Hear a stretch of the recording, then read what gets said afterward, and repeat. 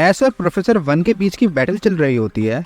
Professor one ने जेनेसेक्ट को चुना हुआ होता है और एस ने पिकाचू को। जेनेसेक्ट बैटलफील्ड पर बहुत ही स्पीड में मूव कर रहा होता है और एस को सही से दिखाई नहीं दे रहा होता है। एस तभी सोच ही रहा होता है कि वो क्या करे कि मुझे तो जेनेसेक्ट दिखाई भी नहीं दे रहा है, प्रोफेसर वन के जेनेसेक्ट की स्पीड कितनी ज़्यादा तेज है। तभी वो सोचता है और उसके दिमाग में एक आइडिया आता है। एस पिकाचू से कहता है कि पिकाचू तुम थंडरबोल्ट मूव का यूज़ करो पर उसे तुम ज़मीन पर मारो।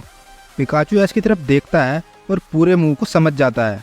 पिकाचू ऐसा ही करता है, वो थंडरबोल्ट मूव को यूज़ करता है और उस थंडरबोल्ट को ज़मीन पर मारता है। थंडरबोल्ट ज़मीन पर लगने के बाद चारों तरफ बैटलफील्ड में फैल जाती है।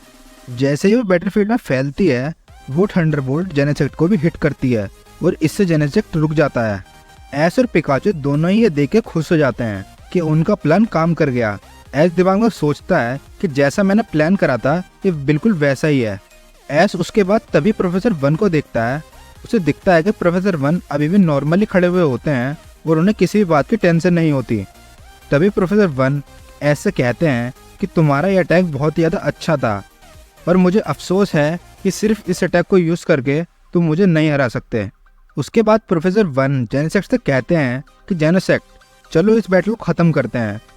फिर वो उसे कहते हैं कि बग बज मूव का यूज़ करें। जेनेसेक्ट फिर इतनी रफ्तार से पिकाचू की तरफ आता है और बग बज मूव का यूज़ करता है कि पिकाचू से डॉज कर सके और वो डायरेक्ट पिकाचू को आकर लगती है। और इसके बाद बैटलफील्ड में एक बहुत ही बड़ा ब्लास्ट हो जाता है। वो चारों तरफ धुआं धुआं हो जाता है और किसी को कुछ दिखाई ही नहीं देता।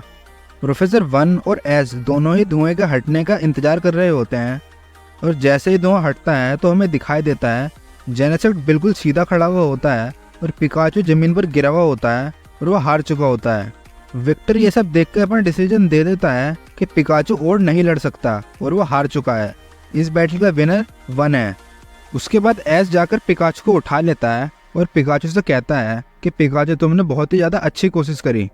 फिर एस प्रोफेसर वन के पास जाता है और उनसे हाथ मिलाता है। वो प्रोफेसर वन से कहता है कि प्रोफेसर वन आपका जेनेसेक्ट बहुत ज़्यादा स्ट्रॉन्ग है और आप भी बहुत ज़्यादा स्ट्रॉन्ग हो। प्रोफेसर वन फिर एस से कहते हैं कि हाँ एस तुम भी काफ़ी ज़्यादा स्ट्रॉन्ग हो, पर तुम्हें और ज़्यादा स्ट्रॉन्ग होने की ज़रूरत है।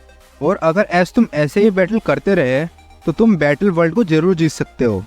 फिर विक्टर भी एस से कहता है कि हाँ एस जितना मैंने सोचा था तुम मुझसे ज़्यादा स्ट्रॉन्ग हो और तुम पाल्डन बैटल वर्ल्ड को जीत सकते हो। फिर एस प्रोफेसर वन से कहता है कि प्रोफेसर वन मैं आज ही अगले टाउन के लिए निकलूँगा और वहाँ पर जाकर अपना पहला जिम बैच जरूर जीतूँगा। फिर प्रोफेसर वन एस से कहते हैं कि एस यहीं से तुम्हारी नई जर्नी की शुरुआत होगी और इस जर्नी पर तुम्हें कभी भी हार नहीं माननी है और आगे बढ़ते रहना है। फिर उसके बाद एस और ब्रॉक वहाँ पर विक्टर और प्रोफेसर वन को बाय बोलकर वहाँ से अगले टाउन के लिए निकल जाते हैं। जब एस और ब्रॉक रास्ते पर चल रहे होते हैं तो ब्रॉक एस से कहता है कि एस तुम कौन से टाउन में जाना चाहते हो। तो एस ब्रॉक को जवाब देता है कि आप किसी भी टाउन में जाओ, मैं हर टाउन में जाकर जिम जरूर जीतूँगा।